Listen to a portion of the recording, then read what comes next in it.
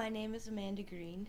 I also have two other names that I go by. My male alter ego, Hugh Jindapants. Decided to make my third character Hugh being someone else, but doing it poorly so you could clearly see through it. So that's where I came up with Mr. Faux Sister. Mr. Faux Sister is Hugh being a drag queen. I went through a pretty bad divorce, and through the course of like this 7-year relationship leading up to, I was like shattered. I honestly felt like I didn't know who I was because I had been this family unit with 2 kids and a wife, and I found drag. And my sister Angie had a band, and my sister said, you know, there aren't any drag kings in the area. There was one, but there's a ton of queens, but there really was no like king network at all around here. So she said, I'm going to put together an opener drag king show, and, you know, she asked me to do it. And in the midst of processing my divorce and all that stuff, it sounded this terrifying but fascinating thing to try out. I made my character into the penultimate douchebag, is what I've coined him now. The douchebag part comes out of, like, the therapy part. It's really fun to jump around on stage and scream things, curse words. Hugh's attitude of, like, what? Fuck you, man.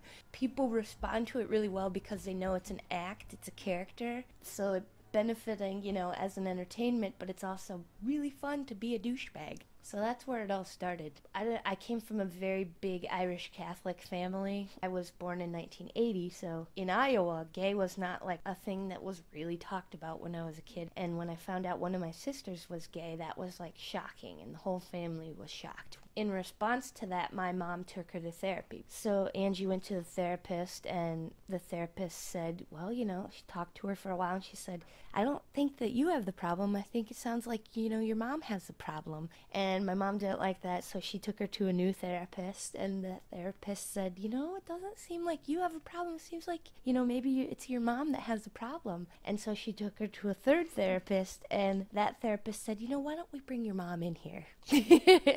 After that session, my mom brought this gay book, and she brought it to Angie and was like, you know, I was reading this, and, you know, is this how you feel? You know, does this sound familiar to you or whatever? And through that course, she started accepting and realized that this is her daughter, and if this is who she is. So when I finally came out to my mom, to her, thinking it would be weird, and she's like, oh, okay, thank you for telling me. Are we going to have pizza? You know, are we going to eat now?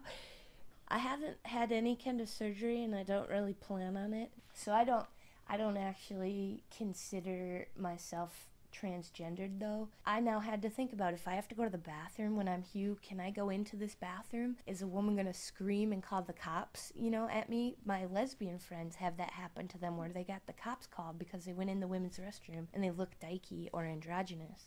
It really becomes absurd when I'm dressed as a woman being a man being a woman, and I just have to pee. I had, you know, the same fears that a trans person had, because when I'm Hugh, I am portraying a woman being a man, and if that's apparent, then I'm trans. I think a lot of people are a lot more accepting than I expect. I have fear, and I've had negative interactions with people yelling stuff on the street, just as Amanda, even being gay and looking gay. So overall, I've had really positive experiences. I've had people yell fags at us before, and that was funny because I wanted to be like, we're dykes, not fags.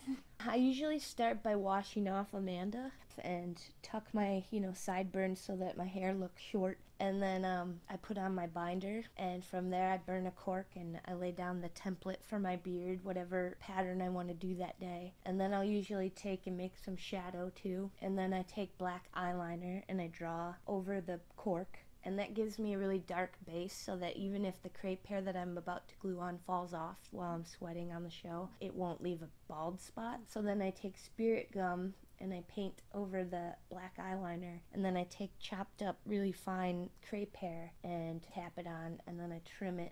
Then I draw my eyebrows on, and I've recently started using a stipple sponge and grease paint to make stubble, and then a powder to set it. And then I have a jockstrap and a packer that I got from like online trans wear place, and that's Hugh. Playing with the concept of gender as like a psychological arena.